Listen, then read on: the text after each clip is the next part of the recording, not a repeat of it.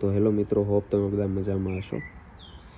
તો અત્યારે વાગ્યા છે સાંજના 7:30 અને હું બેઠો છું મારા ઘરના બેકયાર્ડમાં. તો તમને એક વસ્તુ બતાવું. આ છે મારા ઘરની બાજુમાં આવેલા 4 મોટા પાઇન ટ્રીઝ. આ પાઇન ટ્રીઝની વિશિષ્ટતા એ છે કે એક તો એ 12 માસ લીલાછમ રહે છે. મોટાભાગે બીજા વૃક્ષો કેવા હોય છે કે પાનખર ઋતુમાં ને બીજી ડ્રાય કન્ડિશનમાં તો એક્સ્ટ્રીમ કન્ડિશનમાં એના લીફ ને એના ફ્રૂટ્સ ને ફ્લાવર્સ ને એ બધું જતું રહે, એટલે ખાલી ખમ ઝાડવા લાગે. બટ પાઇન ટ્રીઝમાં એવું નથી. એક તો એને ઠંડુ વાતાવરણ વધારે ગમે છે, એટલે યુકેનું વેધર સુટેબલ છે, એટલે યુકેમાં તમને દરેક જગ્યાએ જોવા મળે.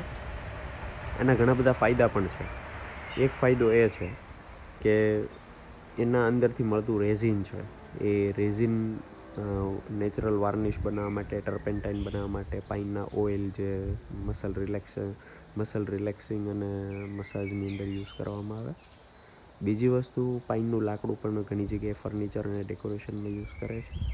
જે લોકોને ક્રાફ્ટિંગનો શોખ હોય એના માટે આ જે પાઇનના ફ્રૂટ છે એ યુઝ કરવામાં આવે છે.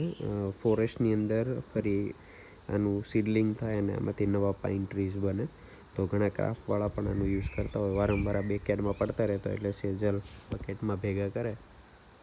તો આ એક વસ્તુ છે. બીજું, એની મેઇન વસ્તુ છે, તમારી આજુબાજુ જો પાઇનના ટ્રીઝ હોય તો તમને ચોખ્ખી હવા મળે.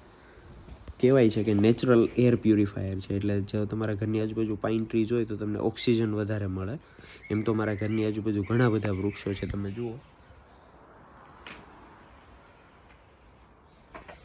એટલે સાંજના સમયે બેસવાનું, પક્ષીઓનો કલરવ સાંભળવાનું, મનની શાંતિ, કોઈ પણ પ્રકારની મગજમારી નહીં, અને જીવનનો આનંદ લેવાનો.